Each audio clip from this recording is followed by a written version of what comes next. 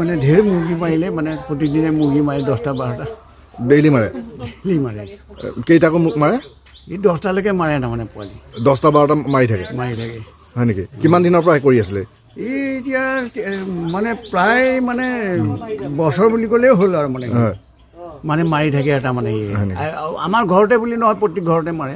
কি হয় বস্তুটো গম পাইছে নেকি এইটোতো আমাৰ চিনাকি হিচাপে নহয় আৰু চিনাকি নহয় না